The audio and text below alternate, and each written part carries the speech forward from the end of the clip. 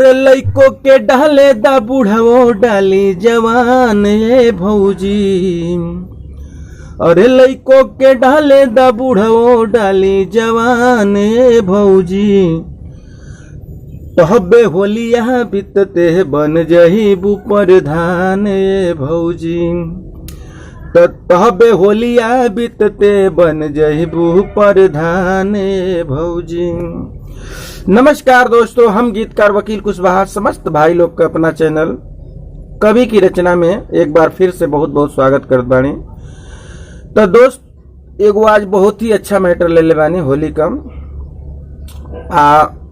सुनी जा सुन के जरूर बताई जा कैसन बा।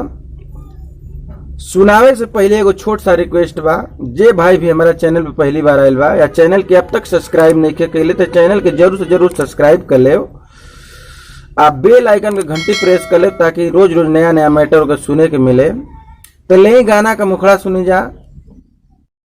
तो लइको के डाले दा बूढ़ाओ डाली जवान ये भौजी।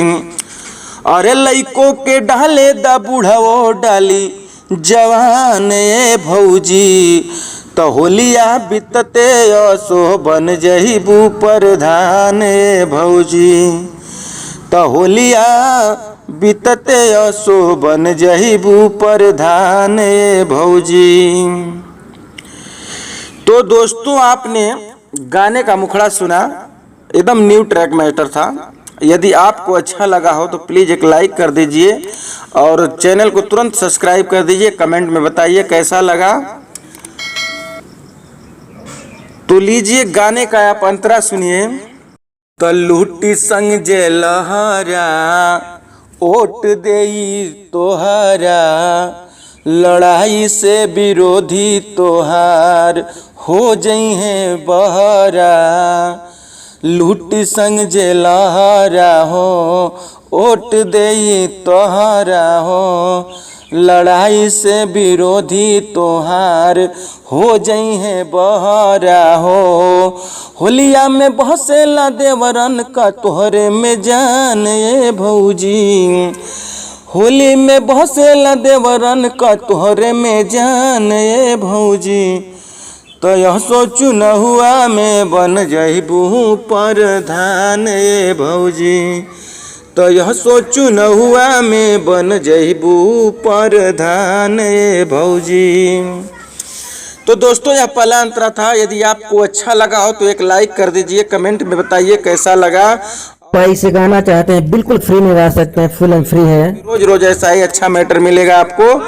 तो लीजिए गाने का लास्ट अंतरा सुनिए, मुझे पूर्ण विश्वास है अच्छा लगेगा। लाल लगवाला रंगू लाल मलवाला। चोली के भीतर गोरे काल मलवाला। लाल लगवाला रंगू लाल मलवाला। चोली के भीतर गोरे काल मलवाला।